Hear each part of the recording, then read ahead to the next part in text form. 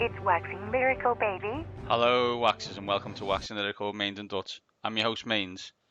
And the J to my silent Bob in Rainford is Mr. Neil Dutton. How are we, Neil? Oh, best news I've seen all week. For those who aren't aware, the trailer for Jay and Silent Bob reboot came out today, as I think there's a Comic-Con going on somewhere, and it looks awesome. If you haven't seen Jay and Silent Bob films, what have you been doing with your life? Yeah. Get yourself Mallrats, get yourself Chasing Amy, get yourself Dogma, do more. Most importantly, get yourself Clark's. Get yourself Clark's. Absolutely, Neil. Absolutely. I'm not even supposed to be here today. But we are. It's a Thursday, and that's because I was living at large at Great Yarmouth Racecourse. It's like Aintree, only nowhere near as good. Yeah, was it donkey racing or? No, there was horses. I believe. I didn't bet on. They were glue sticks, weren't they? Yeah, probably.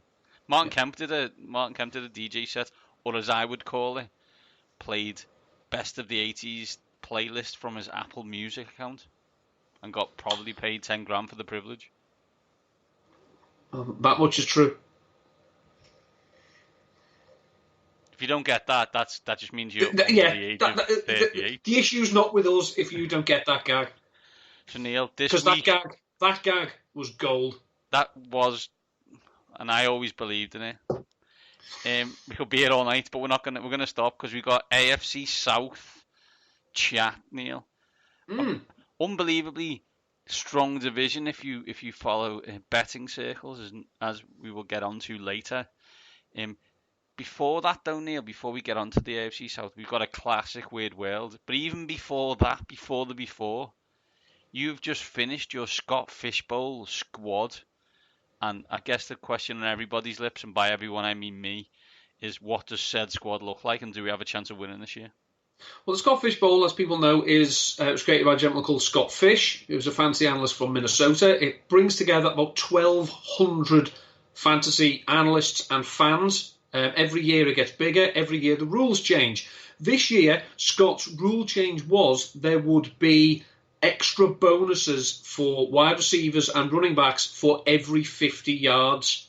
So the impetus on this one would be, in my opinion, if you wanted to make the most of those bonuses, was to fill up on wide receivers, running backs a bit later.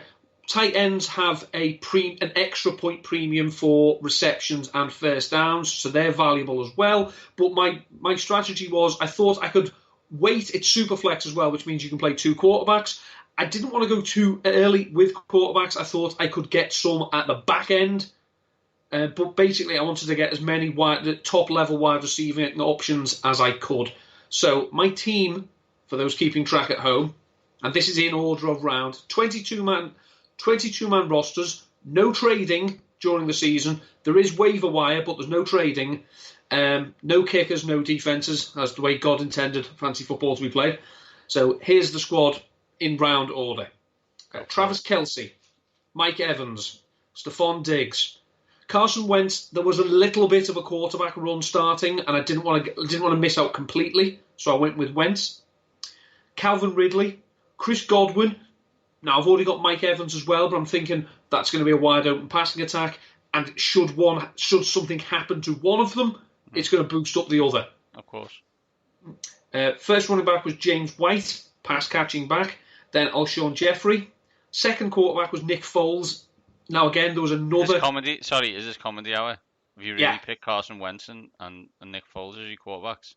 Well, this is where the comedy was after I submitted the draft pick, was when I found out that the Eagles and the Jags have the same bye week, which basically meant that I'm going to be. I thought, well, I might get two backup level quarterback later on the draft. So from Nick Foles, I went Jalen Samuels, running back for the Pittsburgh Steelers. Again, another pass-catching option. Jordan Howard, I thought I want to have someone who, he may not finish the season, but he's going to start the season probably as the starter. Jack Doyle, second tight end. Dwayne Haskins, as I thought someone who, again, if I'm going to have to start, I'm going to have to start one quarterback probably by himself in week 11. So I thought, even if Haskins doesn't start the season, there's a good chance he'll be in by week 11. Justice Hill, Mike Gesicki, Chase Edmonds, Ted Ginn, Rashard Higgins, Terry McLaurin, Adam Humphries, Randall Cobb, and Jesse James. Literally, I thought about getting quarterbacks like Josh Rosen or Ryan Fitzpatrick, who I thought, basically I'm doubling up on that position. Mm-hmm. So what I'm looking at the moment is, assuming, touch wood, injuries don't strike, I'm probably going to be going with Wentz and maybe Haskins if he does get the start. If not, Wentz and Foles, and we'll see how it goes. There may be, if Derek Anderson comes out of retirement, Josh Allen gets hurt or something like that. But generally, I'm quite happy with the front-end wide receivers that I've got, and there's a few dart throws at the end. Have I got a chance of winning it? I don't know. It's 1,200 people, so I've got as much. How do you go about winning? How the overall winner worked out then? They're all split. We're split into conferences and divisions within the conferences. So it's going to be head to head. It's going to be like I'll play in my division. I've got Pat Thorman from formerly of PFF, now with Established the Run. So I could play him 1 week. It's a standard scoring week, but then after week 12, it then goes into a playoff. Now I've never made the playoffs, so but I think it then becomes a. It's just literally who got the highest scores this week. So obviously there's going to be players in there who've got the same as other teams. Mm-hmm. But then it's a case of, okay, well, you had the 64 highest individual totals this week. You progress, then you progress that way. Okay. So cool. it's basically it's like a combination of like redraft and best ball.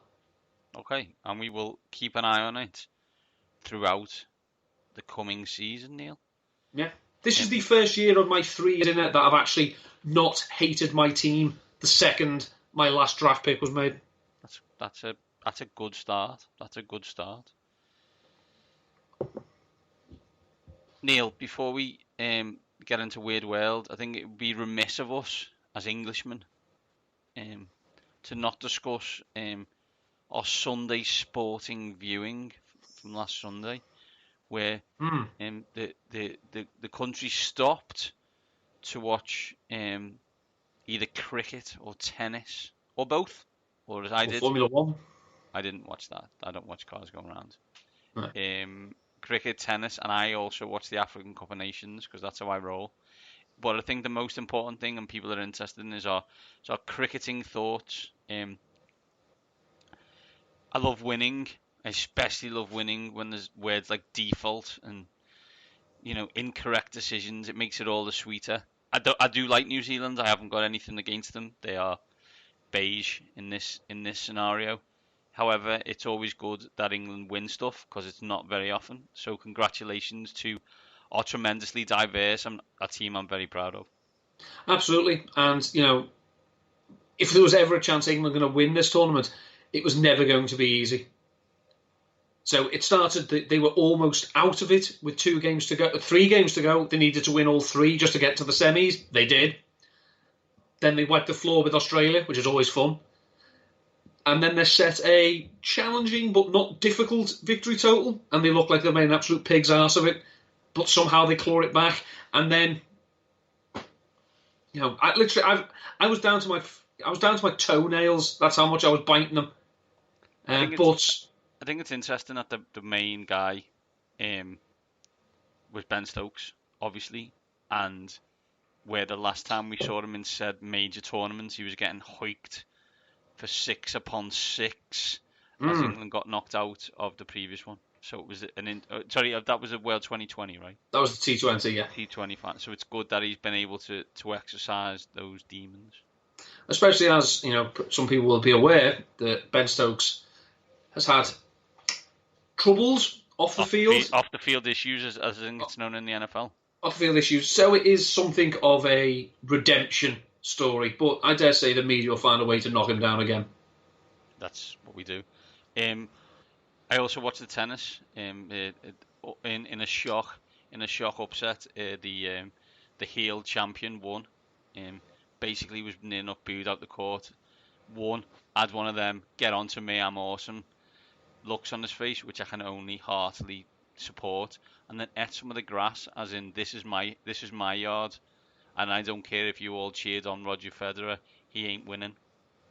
Yeah. See, I admire any sporting, personality with the initials ND, but I don't care if you do own the place. I mean, we don't have a garden; we have a yard. But even if I did own a garden, I wouldn't eat the grass. I don't see, the symbolism is epic, Novo. But yeah, I think seriously though, I mean, what was that stat you pulled up in the last 15 years? Djokovic, Nadal, and Federer have played in all but 3 Grand Slam finals or something. Something ridiculous. There's 4 Grand Slams a year. No, I know. This is ludicrous. And this is where a friend of the show will be piping up saying, "Yeah, that Andy Murray's crap." Yeah, no, he's not. He's just come up against 3 of the top, let's say, 10 tennis players of all time who all happen to play all at exactly the same time. And like Andy Murray's probably in the top, I don't know, 50 tennis players of all time. But it's not a really good time to be 45th when you're playing like 1, 2, and 7. Yeah, when you're playing the greatest clay player of all time, the greatest grass court player of all time, and probably one of the best all-rounders of all time. Yeah, you can be great and Scottish and ginger all you want, but you're going to have to get through these bastards. Well, it reminds me, if you bring it to an NFL parlance, is that I'm sure you will tell me and anybody who will listen that the Philadelphia Eagles teams of the late 80s, early 90s were really good. However, no one knows that because all that happened is Washington, the Giants, or the Cowboys won the Super Bowl every year.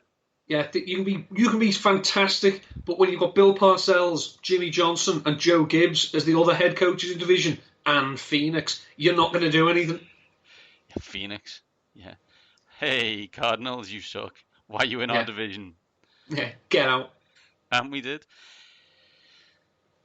Neil, a quick weird world. I would usually leave it, but I can't because, have you ever watched Sharknado? No. Have you ever watched The Meg? Well, there's a new live one coming to the streets of Alabama. It's called Meth Gators. Oh God, I've seen it. It's amazing. So police in the US have warned flushing drugs down the toilet could create meth gators. Loretto Police Department made the tongue-in-cheek comment after catching a suspected drug dealer attempting to get rid of his meth in the lab. It was not a tongue-in-cheek comment. This idiot believes it. It's not tongue-in-cheek if you believe it. Please don't flush your drugs. Okay. When you send something down the sewer pipe, it ends up in our retention ponds for processing before it's sent downstream. Now, our sewer guys take great pride in releasing water that is cleaner than what is in the creek, but they're not really prepared for meth. Ducks, geese, and other fowl frequent our treatment pods, and we shudder to think what one all hyped up on meth would do. Yeah, I shudder to think what a goose would do on meth. Furthermore, if it made it far enough, we could create meth gators. So that's a fantasy team there, right there. That is the new film starring Samuel L. Jackson, coming soon to sci-fi. Meth gators on a plane. Meth gators in a pod. Absolutely amazing. One of the great weird worlds that we've been sent in a while. Fantastic. Unbelievable. Neil, let's get on with the actual show and the AFC South preview. As always, I'll give you a brief outline of what we're going to do. We look at all 4 teams. We look at the change, who's come in and who's gone out. We ask one big question for each team. Neil gives us his fantasy breaking out and his fantasy breaking down. And then we decide whether the team is more likely to be discussed by Draftniks in Week 17, in the Super Bowl week, or not at all. Spoiler, the win totals for all 4 of these teams is over 8. Wow. So that is something to bear in mind when we start slagging off the Houston Texans, which we're about to do right now. Inns, Titus Howard, tackle, or as I like to call him, the guy who they didn't want because the Eagles stole the one they did.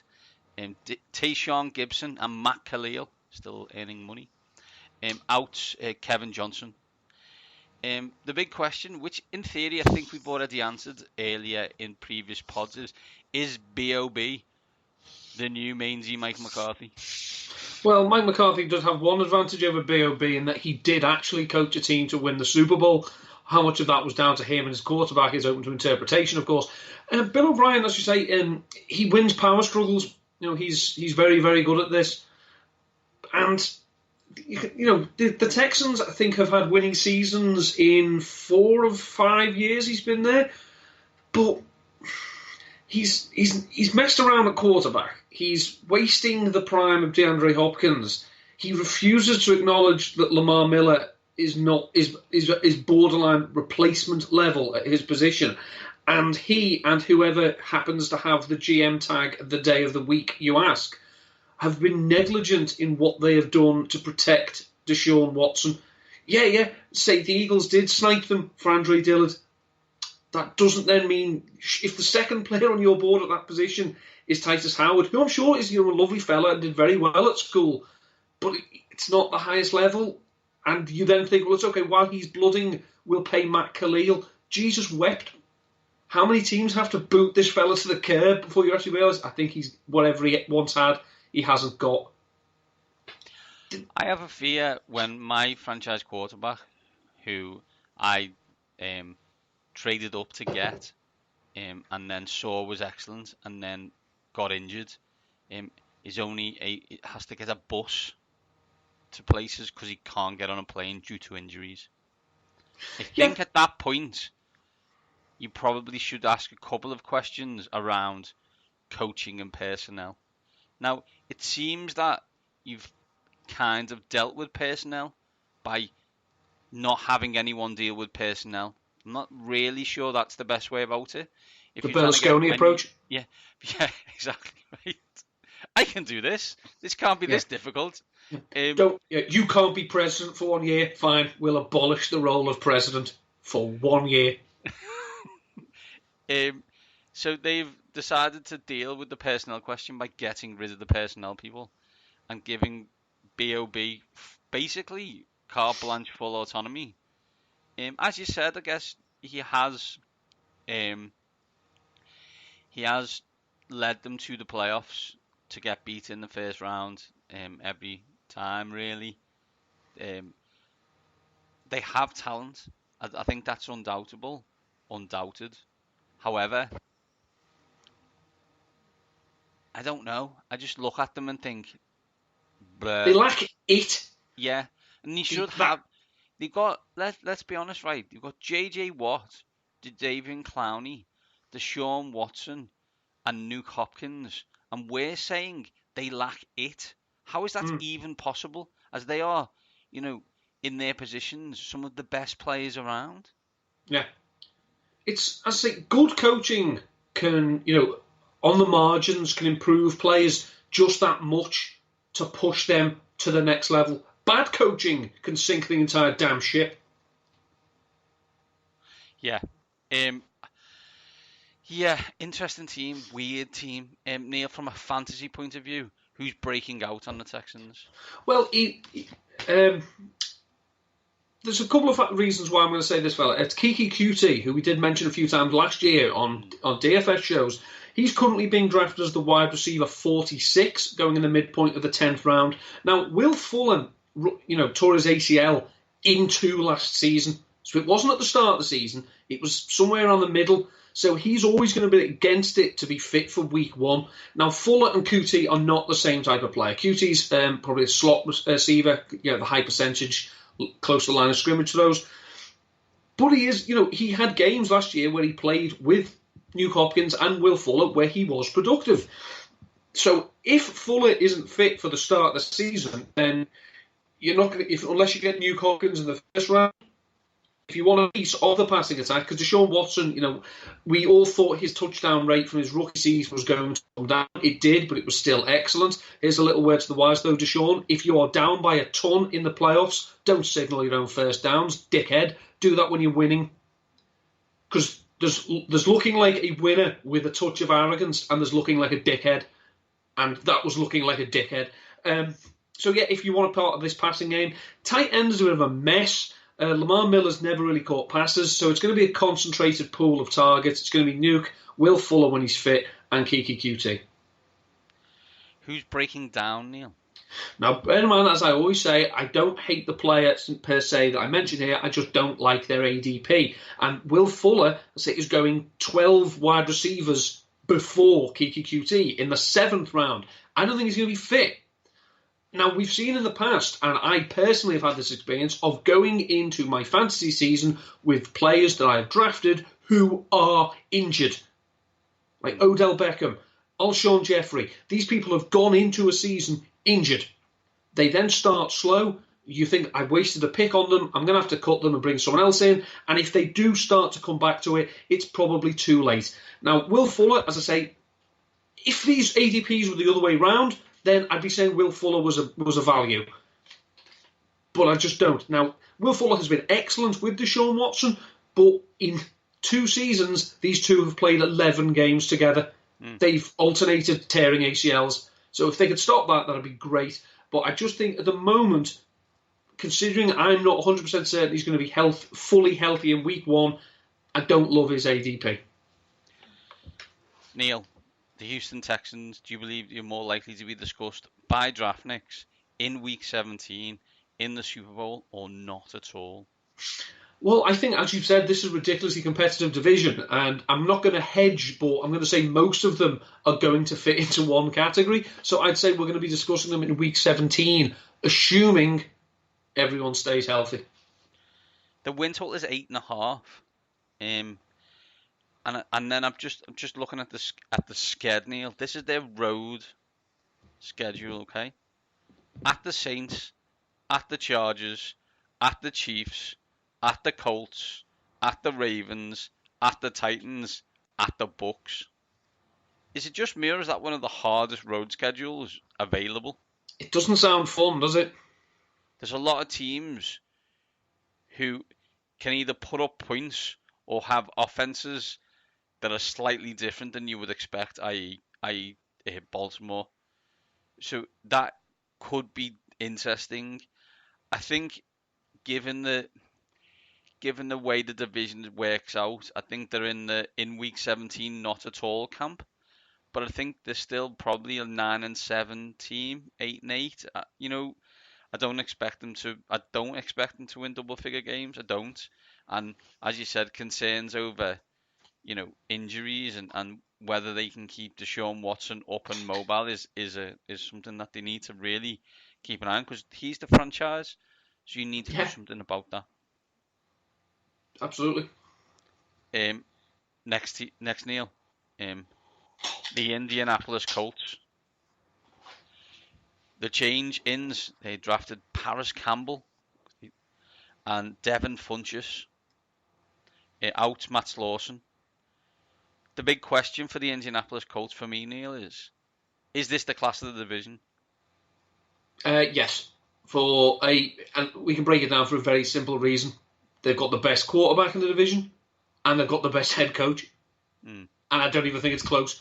Even after 1 year, only 1 year as a head coach compared to the relative experience of the others, those two things, and probably the best general manager as well. Let's knock it out the park 3 for 3. Class of the division because they've prioritised the right areas. I think it's good to think that if your team's rubbish and badly ran, and you don't like your coach, that in a few short years, some of that can be easily turned around with sensible decisions and excellent work by coaches and GMs, and that's what the Colts have done in a, let's be honest, a really short piece of time, because if we would have been doing this 2 years ago, we didn't have any clue what Andrew Luck was doing, and the team was a mess. Yeah. Let's also say it's, they prioritised the offensive line. They made sure they got their quarterback healthy. Their defence was good last year. Obviously, it wasn't sensational, but it did just enough. They've got players to get after the quarterback, and they've got players for Andrew Luck to throw the ball to. This team is focusing on the right areas. And, ultimately, young coach, young, inexperienced coach, Andrew Luck was feeling his way back in. I mean, don't forget, in week 3, he got taken out because he couldn't throw a Hail Mary. And, everyone, never be the same again. Yeah, then he got sacked, 3 times over the next 12 weeks? Yeah. It's incredible how these quarterbacks can make any throw you want if you protect them. It's weird, that, isn't it? It's phenomenal. The Da Vinci Code has been broken.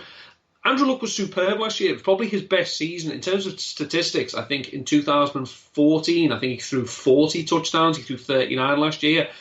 But he never looked like he was running for his life at any point last year, which is odd. I mean, one of their few... I mean, they started poorly. They were 1-5, something like that. They lost the Eagles game in the last minute because Luck couldn't get away from Brandon Graham. And, he got his ankles clipped and he went down, sack on fourth down. That did not look like it happened again for the rest of the season. No. They just got in the playoffs, they just got boat raced by the Chiefs because the Chiefs' offense had one of those days. Yeah, I think as well, you were on the road. I think that's where you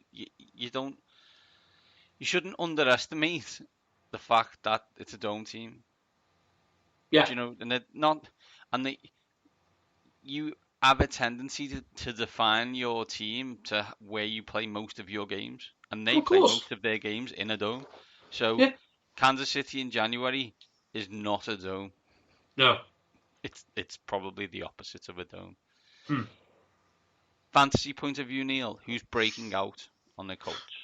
Well, let's say T.Y. Hilton is the boy. We know that. We know that Marlon Mack is probably, again, fitness, assuming, is going to be the lead running back. But they're going a little bit too high, for my liking. I mean, if they're there, you're probably going to take them. But I like, if you expect this to be touchdowns, and again, I'm not here telling you that this person's going to be a wide receiver 1 or he's going to be in the top 24 every single week. But as someone who could just sit there, your wide receiver 3 or maybe a deep flex play, Devin Funchess. When he has had good quarterback play, he has been productive. Last year, he had poor quarterback play because Cam Newton was not Cam Newton, and Devin Funchess struggled. Led the league in drop rate, and some of them, oh God, they were horrendous. But right now, he's going at wide receiver 55 in the 12th round. Now, the Colts last year had a big-bodied receiver who didn't run an awful lot of routes, wasn't on the field an awful lot, but caught a shitload of touchdowns. He will not be doing that again. But there's a good chance that those touchdowns, some may go to T.Y. Hilton, but I think some of them, especially in the red zone, may go to Devin Funchess. So, as I say, he's not someone who's going to dominate, but he's someone who's going to do a job, and he's got the touchdown upside baked in. Baked in touchdown upside sounds like something you get from Wendy's. Neil, who's breaking down?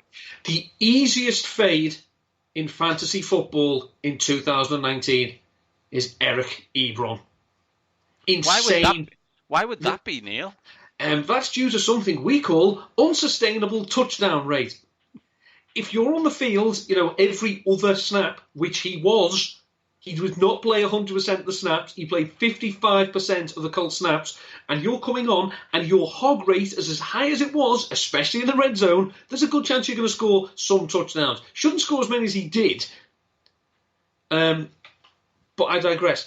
He flashed when Jack Doyle was there in games where Jack Doyle played because he caught touchdowns. When Jack Doyle wasn't there and he was the leading tight end, his yards, were but his touchdowns were still high. Touchdowns, as Roto Pat said on the Roto World Football podcast, which you should go and subscribe to, touchdowns are a team stat. They're not an individual stat. So, and I just think he's going as tight end 7. Seriously, people, we need to be better than this. I've said in the past, take your tight ends ridiculously early, take your tight ends ridiculously late. He's going in the 6th round. No, because he will not lead his own team in tight end snaps. Could he score the odd touchdown and have the odd week? Yes, because the Colts do like using 2 tight ends. Is he going to score 14 touchdowns, 13 through the air, and a rushing touchdown? No, he's not.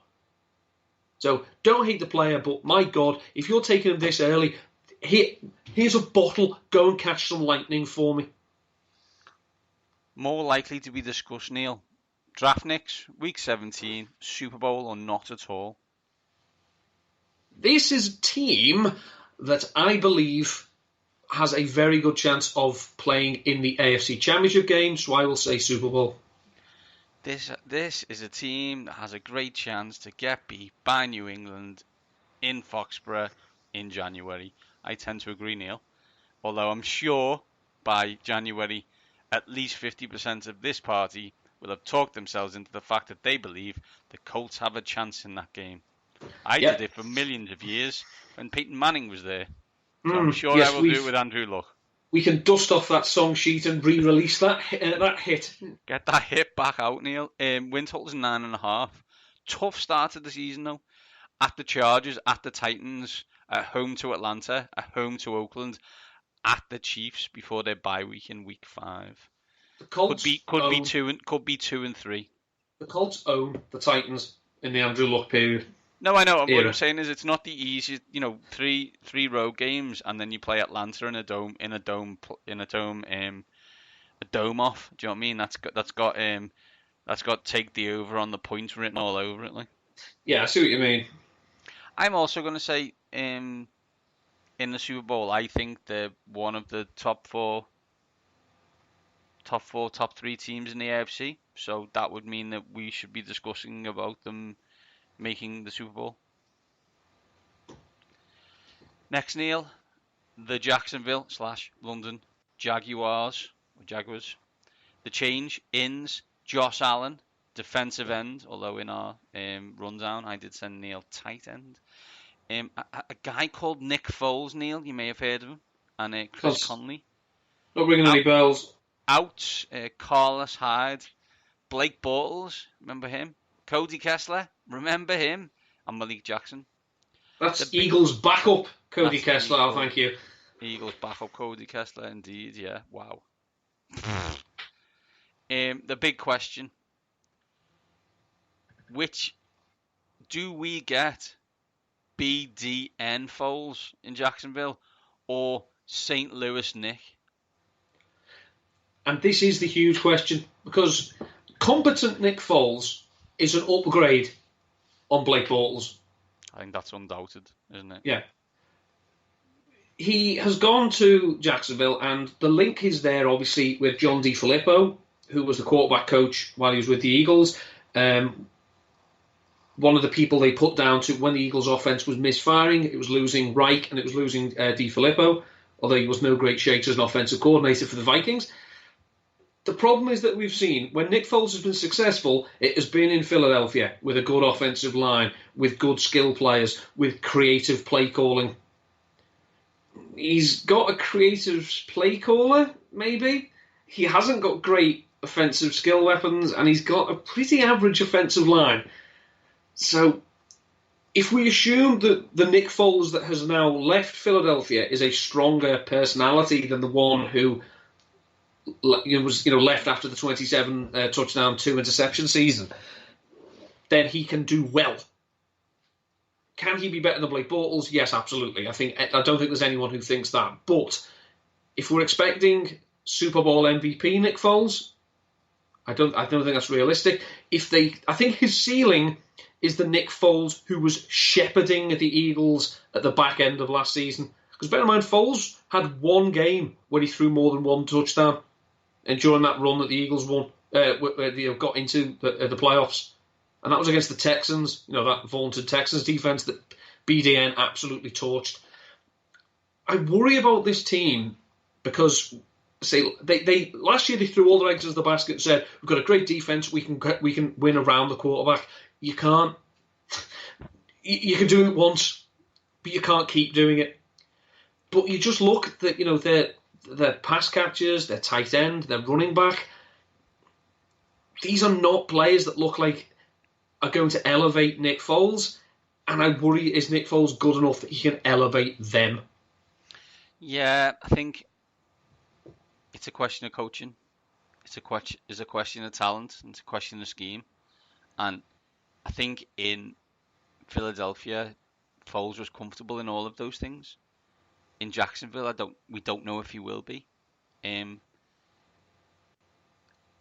Is he an upgrade on Blake Bortles? I think it's unquestionable for me. Yes. However, is it a nailed-on certainty that he's going to be great? No, far from it. He has a chance to be good, but I think you're right. I don't expect Super Bowl MVP. I'm not. I don't want caretaker. I need an upgrade on that, I think. But I don't think he's going to dominate the league as a quarterback. I don't think that's in his skill set, really. And you just got to hope he's coached well and there's a good scheme around him to allow him to thrive like he did at Philadelphia. I think one of the worries is DiFilippo was fired by the Vikings because they had a old school head coach who wanted him to run the ball. Correct me if I'm wrong. You're not wrong. Does that sound like where he is now? Yeah, I don't. Yeah, and the issue with that is they've got a running back who allegedly doesn't try. So that is a concern if you're going to be a run-heavy team. Yeah, I mean, if you're going to be, you're going to be a run-heavy team. You've got a running back who doesn't try. Your head coach is now 2 years removed from. They probably should have beaten New England in the AFC title game, but they didn't. They then flopped last year because the team lost. The changing room blew itself to pieces. Now this year, you've got Jalen Ramsey, who is a team leader, needs to probably start acting like one. If they go into the toilet again this year, then Marone's out because Tom Coughlin's not going to wear it, and we know that it's Tom Coughlin who runs this show. Yeah. But little hint though, Tom, when it comes to discussing your players, shut up. Let your head coach do it, unless you don't want him to be your head coach. In which case, fire him now and take the damn job yourself. Which he's probably looked to do the last couple of years. Neil, fantasy for Jacksonville, who is breaking out? Well, I think their most talented wide receiver. I mean, they've got Marquise Lee is coming back, but Marquise Lee has never been more than serviceable at the pro level. For me, their most talented wide receiver is Dede Westbrook. Now, he's going as wide receiver in the pro. If you look last year and the year before, in terms of efficient partnerships that Nick Foles was able to forge, one of his most efficient on an adjusted yards per attempt basis, which is a stat you can see the AYA tool on RotoViz. And one of his most efficient, and basically it charts how many yards a quarterback averages every time he targets a player. So it's targets, it's actual receptions, and it factors that in.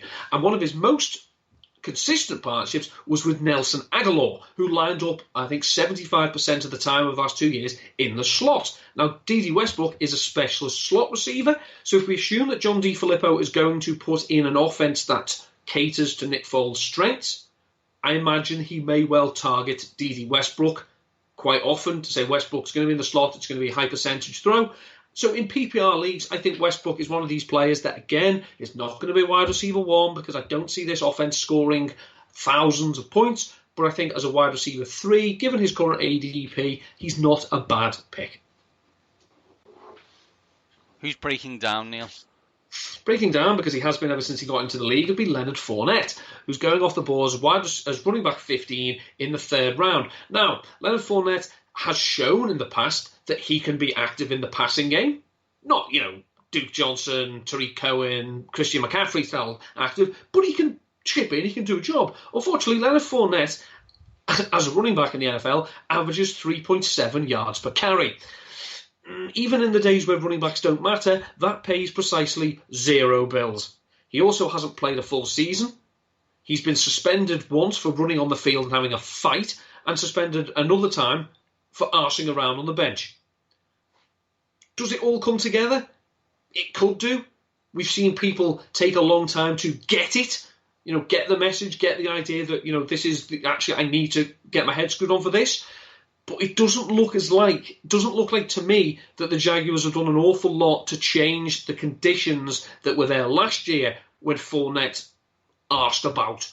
So I can't trust him there.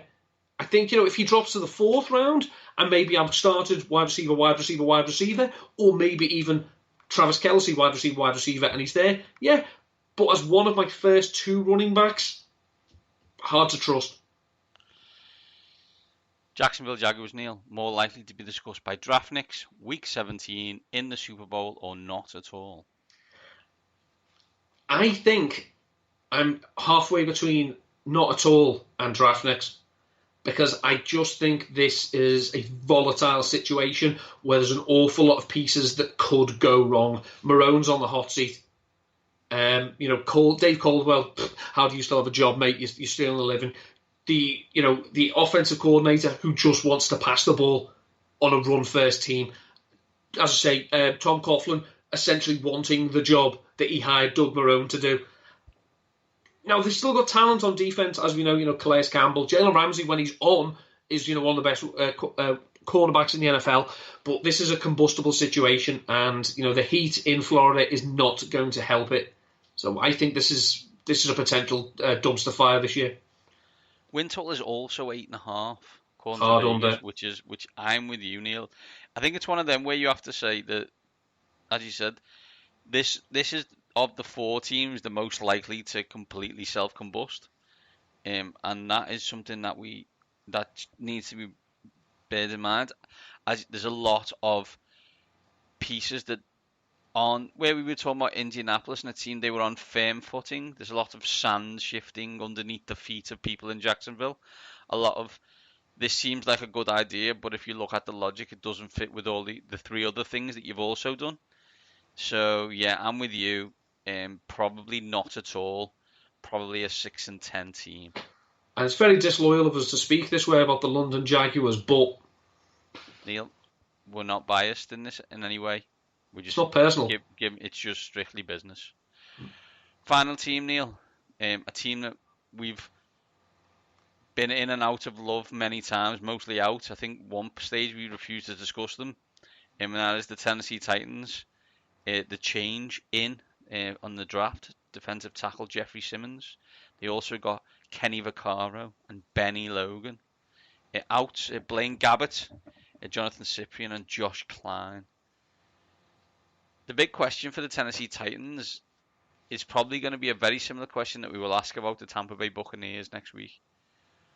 What do we think of Marcus Mariota? I like Marcus Mariota.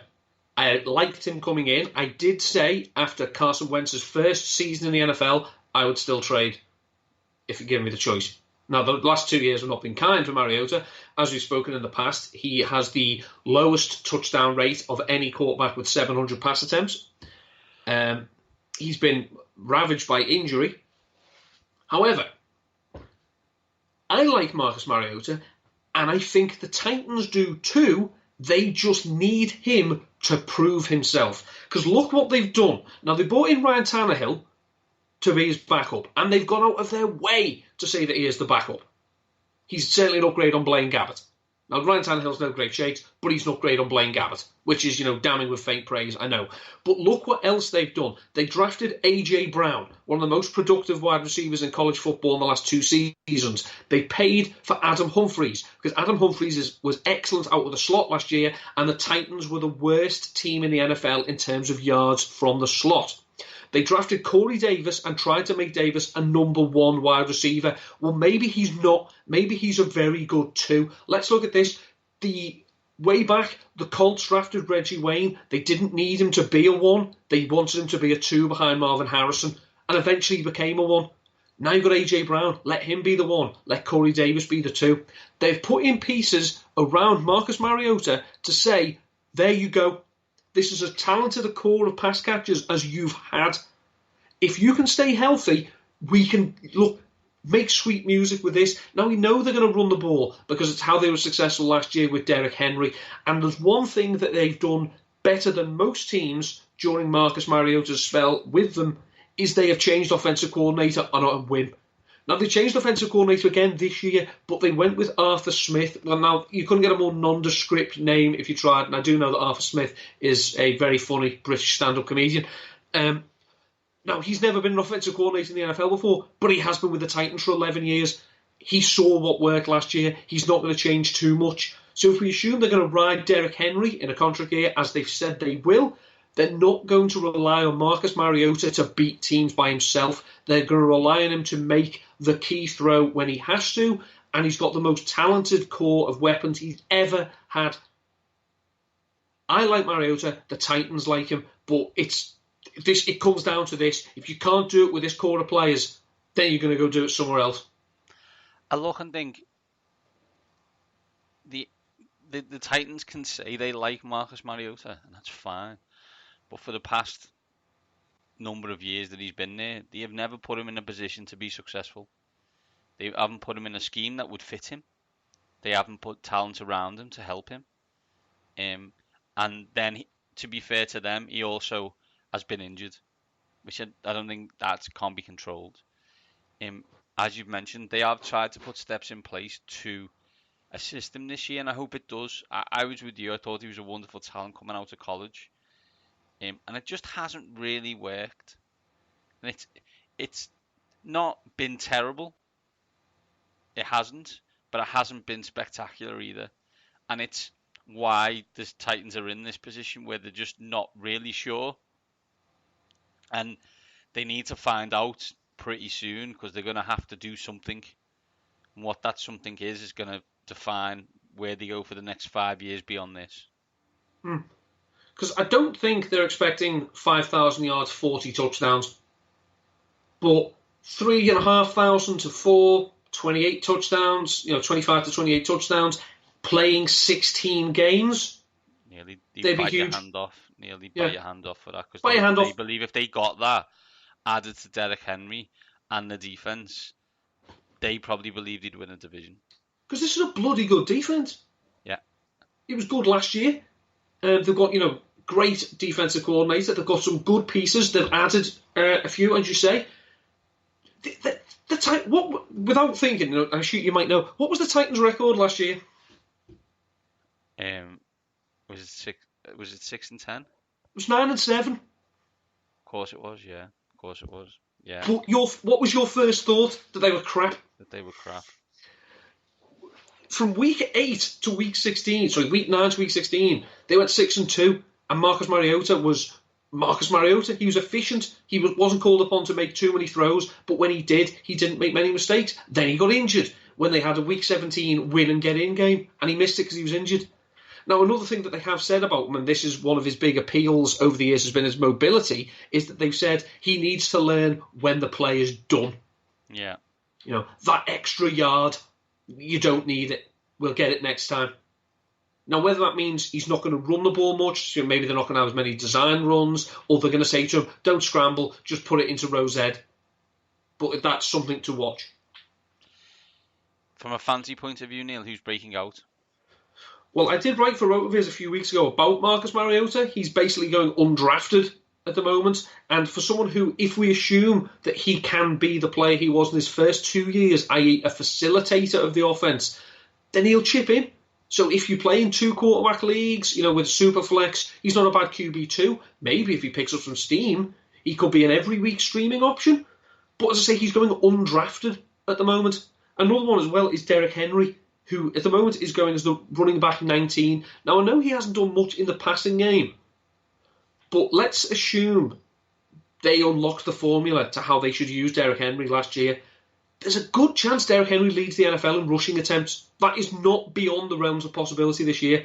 And he's going after 18 other running backs. Now, he may not catch passes, but if he's got 15 to 18 to 20 carries a week, and he can make his own yards, which he can, and he can maybe get better block of his offensive line, which he certainly can. He doesn't have to catch passes. Jamal Lewis didn't catch many passes in 2002, was it, when he had 2,000 yards? Adrian Peterson's never caught passes. So I think, for his ADP and Marcus Mariota's, there'd be bargains here. Would he be in your top 10, Neil? Derrick Henry? It would depend on where I am drafting and depend on the flow of the board. If he was my first running back, if I've got wide receiver, and he's the first running back, I think I'm okay with that. Okay. Who's breaking down, Neil? Now, I put researching this, so I put it to the Rotoviz instant messenger client, and I said, is there anyone on the Titans who at the moment you're looking at their current ADP and thinking, not touching them at that price? And do you know what the answer was? Can't think of anyone. There is no one in this offense that stands out as someone's like, oh, I'm not paying that. Everyone is at a discount. Even Dion Lewis is going to running back 66. Well, if you assume that maybe, they might go for a committee approach, well, that's fine. If you're going to, the second half of a committee at 66. Literally, there's no one. Delaney Walker, tight end 15. Yeah, I know he's been injured and he's coming back, but that's Marcus Mariota's binky. And if tight ends to be a top tight end in a week, all you have to do is catch 5 passes and score a touchdown. Well, Walker can do that. This team is ripe with value at fantasy because I actually do think it's a ridiculously talented team. It's just this is going to be a popular message. It's all on the QB. They're really, I think, and I don't want to offend anyone, they're really boring, right? Or they've been really boring, and they almost slip under the net, and you don't think about them. And because of that, you forget that, no, they have talent, and they have a chance to be good this year.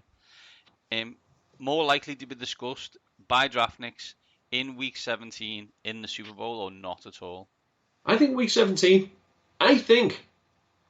from top to bottom in the roster, this is the second most talented team in this division. I would take this team's roster, probably a push at quarterback. I would take this team's roster over the Houston Texans. I think it's interesting because Week 15, they're at home to the Texans.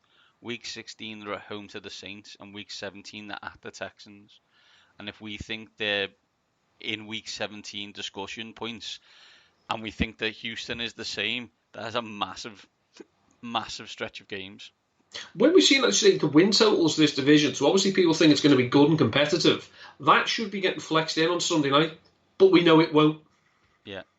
One of those games should be getting flexed, but they won't. Yeah. The only time you see Tennessee is when they play Jacksonville on the Thursday night game. Usually hideous uniforms as well. The win total is 8.5. So again, Neil, 3 8.5s and a 9.5 in this division, which is crazy, really. But it shows that Vegas is not sure is not sure that anyone's head and shoulders above everyone, but they expect every team to be competitive. Yeah, as I say, it's 2 second-year head coaches who've both been players in this league, and two head coaches who, for want of a better word, their seats are getting a little warm. At least one of them is, and the other one should be. But butt cheeks are getting hot. Neil, that's the AFC South. We think it's competitive. We think it's a decent division. We're most concerned about the Jaguars, but we think we might be seeing the Colts in the AFC title game. Neil, where can people catch you this week, and what are you telling them about? This week, I have been mostly quiet.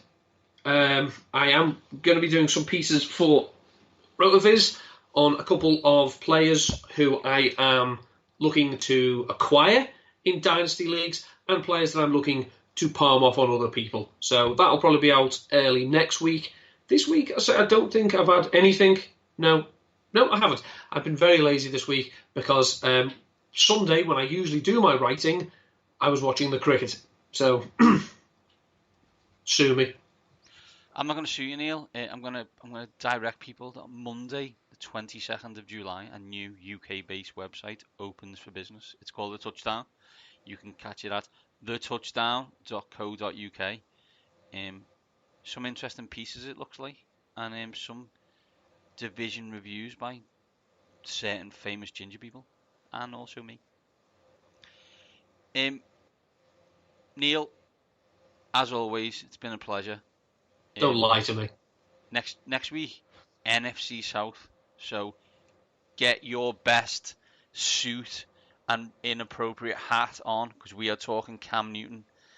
And then get your Kangol ready, because we're talking about our favourite QB whisperer, although allegedly not speaking to his QB, but we'll find out more. Speaking to anyone with a sound. As always, these top guys are out.